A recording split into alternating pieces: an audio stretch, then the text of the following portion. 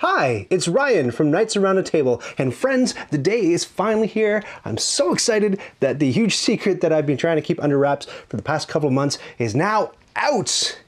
What is that secret, you ask? Well, there's going to be a link up there or in the description below that you can follow, and you can watch a video to find out. And the video is only 3 hours long, split into 2 parts.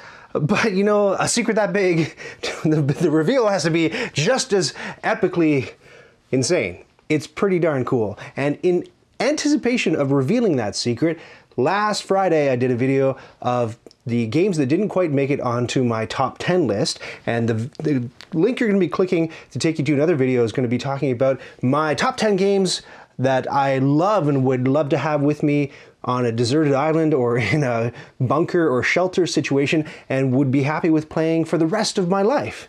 So then, in order to have a video to hook to that today, I thought, you know, what's left? I've done the best, so let's cover... Now, I'm not going to say the W word because I'm going to try to be as kind as possible here because I'm a creator, I'm a game designer, I make stuff, I make art, I make lovely things to hopefully entertain and please people. And I know how hard it is to make a thing and to, especially to get it to market and to get a SKU on it offered in stores and just put yourself out there for the criticism of the world. I don't want to be punching down on people. You know, maybe some of the things that are on this list I'm about to share with you didn't do so well in the marketplace. And so, you know, it's no wonder they didn't get a lot of uptake. Some, though, are very ripe for being pilloried because they're hugely popular and I can't understand why. But let me talk about this list. This is a list of games that aren't the worst games in my collection. They're the games that I couldn't even bear to keep in my collection. And now you have to understand, I'm a bit of a hoarder when it comes to fun stuff. If I buy toys, and I do buy toys, I keep the boxes. And I haven't thrown out any of my expansion board game boxes either. So for me to get rid of a game out of my collection, I've got to dislike it pretty hard. And I only mention this list for this reason. Some of these games you might enjoy. I might be listing your favorite game. I mean, it's possible. Hopefully unlikely. But I mention this list because obviously there are hosts on YouTube who talk about board games, and you watch their videos and they say, I like this and I don't like that. And you come to understand what their tastes and preferences are, and maybe you identify them with them, or maybe you say, oh, that guy is crazy.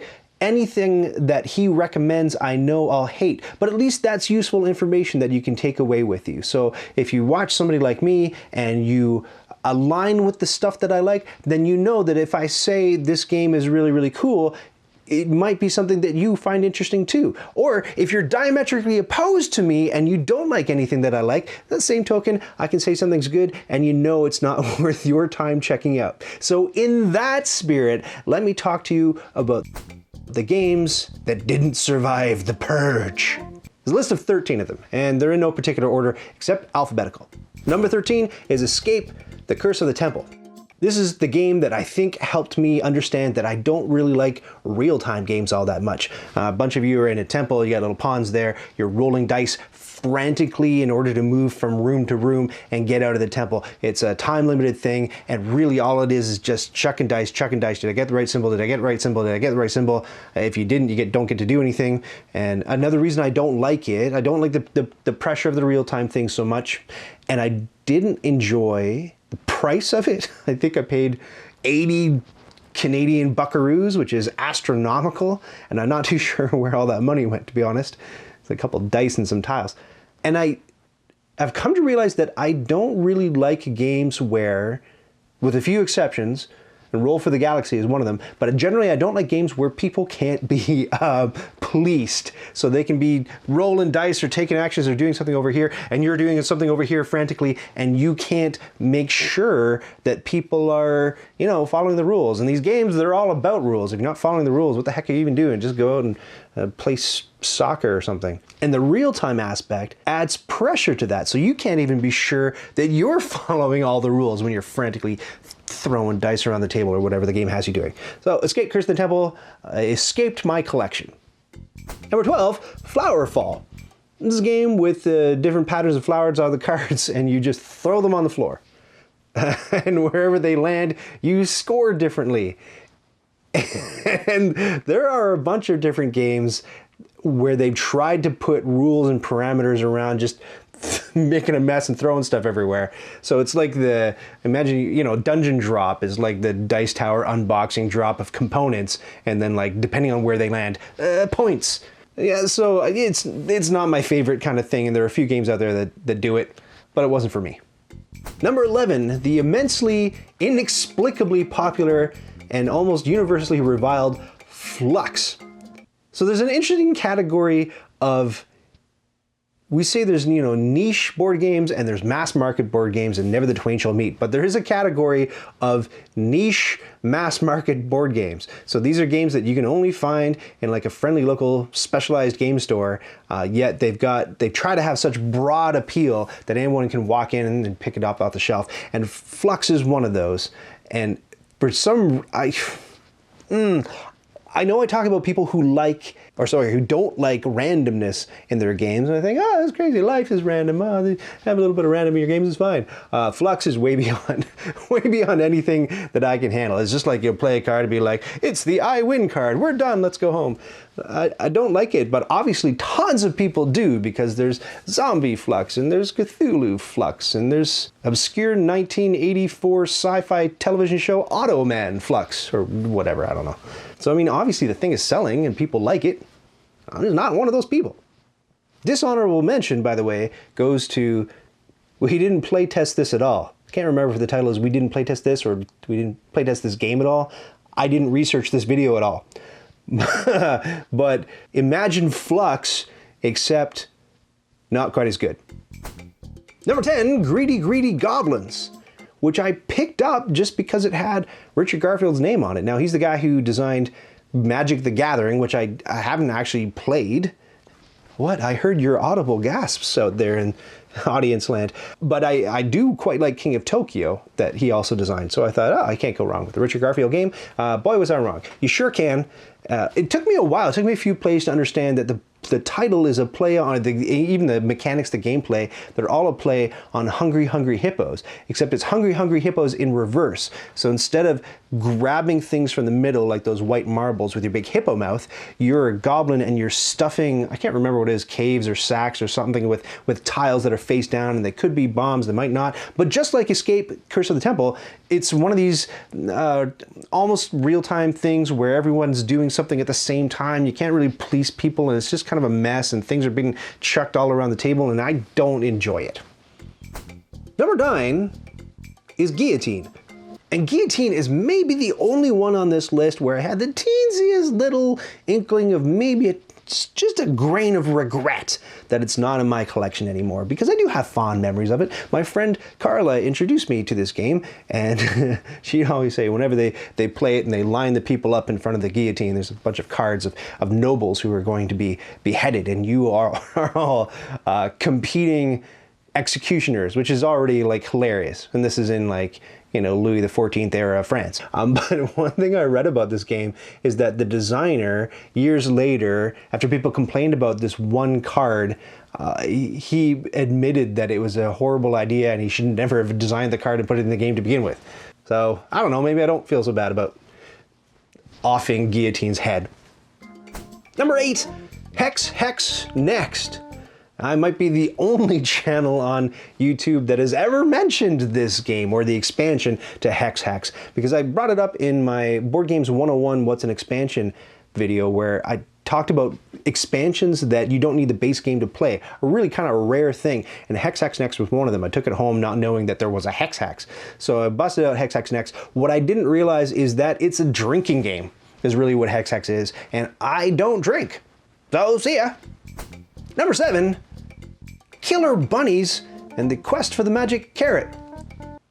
Now, I have extreme anxiety talking to you about this game because I feel like a real cad. This was a gift to me from my dear friends Tim and Sarah.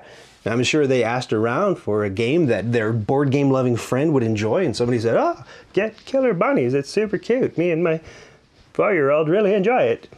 I don't know, maybe if you're 4, I think, I mean, the really ludologically offensive thing is that this game comes down to, at the end, you're doing this, I can't even remember, there's bunnies and there's cards, and cards are going around and ending up in a stack or in a bag or something. Anyway, at the end, it's like, let's determine the winner. There's a whole stack of cards, and you just pick one, and whoever's card it is wins.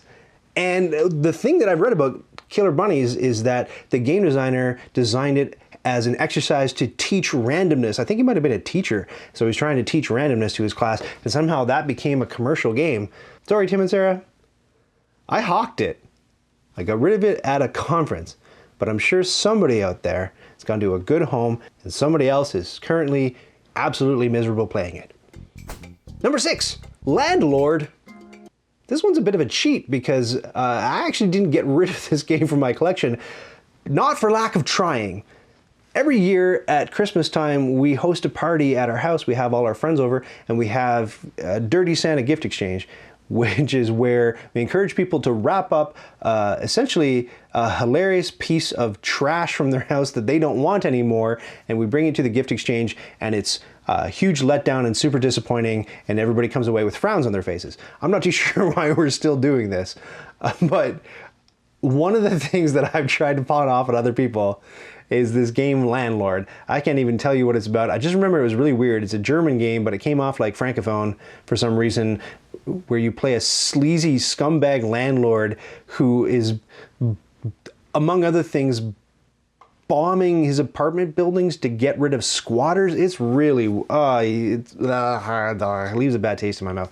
So I tried to give it to my friends at Christmas, and I have tried now, might be going on 3 years to get rid of this game, and every single time somebody gets it in the Dirty Santa gift exchange, everybody leaves, we say our goodbyes and hugs and everything, and then I'll find it somewhere in my house. Somebody has stashed it because they don't even want to take it. So, I mean, and there, a lot of them aren't board gamers. So, if they won't even take it and it's free, I don't know. Number 5, Munchkin. Along the same lines as Flux, right? It's a mass market game in the niche game store. And again, like Flux, super, super popular. There's all kinds of versions of it. There's like Golden Girls Munchkin, and like 1977 issue of National Geographic Munchkin. It gets really weird. It's one of these games, I think, like Apples to Apples. Apples to Apples isn't on my list, but it should be because that thing got turfed. But maybe it's fun the first time you play, and that's about the extent that it can go. For me, of course, it's massively popular. Tons of people love Munchkin. There's nothing particularly insightful I can add. I just don't like it. Number 4, Quarriors. Which I mentioned, I don't know why my voice just went up. Maybe the painful remembrance of playing Quarriors, or maybe it's the fact that the 3rd or 4th expansion to Quarriors, which I for some reason bought, has the worst board game name of any board game in history. Quarriors, Quest for the Gladiator. So Quarriors, I tried to replace Dominion with something that wasn't cards. Quarriors had dice. It was cool at first, but it didn't play very well, and I found that the artwork, I mean, you're really like Overwatch. Overwatch is like, oh, it's got ninjas, and it's got zombies, and it's got bears and gorillas and hamsters and all this crazy stuff. And it works somehow because it's got great art direction. The weird mix of stuff in Quarriors never gelled for me. I had no sense of place. I had no idea what kind of universe I was in. One of the monsters on the front is a clear ripoff of Alfred Tennille's Jabberwock illustration from the, is it Tennyson? From the Alice in Wonderland books? I don't know where I am or what I'm doing or what the heck a Quarrior is when I play that game. And it committed one of the cardinal sins of board games, which is where they released some expansions, which I purchased, and the expansions weren't compatible with each other, which I hate. Don't do that. I think I got rid of this at a conference too, and I believe that the person who picked it up was extremely happy to have the base game and the expansion. So, good on you. Enjoy it. Number 3 is Stonehenge. Again, I feel really bad because this one was a gift from a family member, and the family member went to a niche board game store and asked the salesperson, what will my family member who likes board games enjoy? And the guy sold them on this thing, which is a kind of like a thought exercise where a bunch of game designers who had other titles under their belt thought, okay, we're gonna put all the same components in a box, and what we'll each do is we'll go off with the components and we can come up with whatever game we want based on those components. And then, you know, we'll put it on in the box, and then based on the same components, you can play 5 or 6 or 10 or whatever it is games. And then we'll encourage other people to come up with their own games based on the components in the box. It's a neat idea, I guess, but kind of like, sounds like more fun for them than it is for me. I would much rather have, you know, one designer or 2 designers work on one game with components that are made specifically for that game that they want me to play than just sort of this grab bag of game components and ideas and concepts. And I mean, I think the game was supposed to be sold on the strength of the names of the designers who worked on it, but at the time that I received this as a Christmas present, I couldn't name any board game designers, so that didn't really have a lot of cachet with me. Now, I will say that since I received the game and never played it and got rid of it out of my collection, I have met a few of the designers who were involved in Stonehenge, and one of them was very, very mean to me. So I'm happy to not have anything with his name on it in my collection. Number 2, Tsuro. I won this at a conference that I attended, and just like Escape Curse of the Temple helped me figure out that I don't really like the real-time games, Tsuro helped me figure out that I don't really like tile placement games. And then I started recognizing that tile placement was a genre and a very popular one. Carcassonne is another game that uses tile placement, and I don't much care for that either. Maybe the only tile placement game that I really got into was Scrabble. And it's weird, right? You might not think, oh yeah, Scrabble's a tile placement game, but it is, it's a tile placement game. But Tsuro, little too light, little too family, and much too tile placement-y for me. However, if you need a game that you need to pull down and play with grandpa or smaller children, it's a pretty good pick, to be honest. And the number 1 game that I turfed out of my collection was Zombies. Not that it's number 1 like it's the worst one out there or anything, but you know, it's alphabetical. But I mean, there are a lot of great reasons to not have zombies in your collection. It's tile placement. It's like a roll and move mechanic, so it's like playing Clue with combat. It comes with a huge baggie of zombies, and somehow it's not enough zombies for what the game requires you to put on the different tiles. It's got combat that comes down to dice rolls, which isn't very exciting at all. I don't know, they managed to take schlocky subject matter and build a really schlocky game out of it. Like, it feels like a zombie movie, but it feels sort of slapdash like many zombie movies do. I got quickly tired of it, as I'm sure you've quickly tired of this video. If you don't want to hear me harping on games that I didn't really enjoy, who cares? Why don't you go watch the video where I'm just oozing love for, oh, that's a horrible, why did I remember to edit that out later, where I'm just exuding joy and happiness over the stuff that I really, really enjoy. But I'll turn it back on you. Do you have games that you just couldn't, I'm sure you've got lots, right? That you just couldn't bring yourself to look at after a while, and you got rid of them out of your collection. You pulled a Marie Kondo and you thought, this does not spark joy. Or are there any games that I mentioned where you say, oh my gosh, Flux is a modern masterpiece. It's a tour de force of game development. Hopefully not, but we've got a comment section below. Let me know. And I've been hyping the Discord server and all the lovely people on it. And since the last video, so many of you have popped into that Discord server. Just poke your heads in and say hi and check it out. So I invite you to do that. It's for my Patreon supporters, but you don't have to be one to join in. But if you are one, you do get access to a couple of special channels where I'll be doing exciting announcement and behind the scenes stuff, including everything but the huge secret that dropped today if you go click that video and find out what that's all about.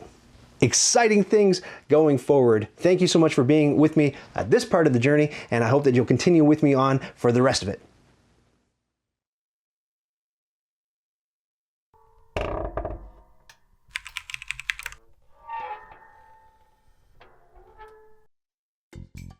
Did you just watch that whole thing? Oh, hey, to 100% this video, click the badge to subscribe and then click the bell to get notifications when I've got new stuff.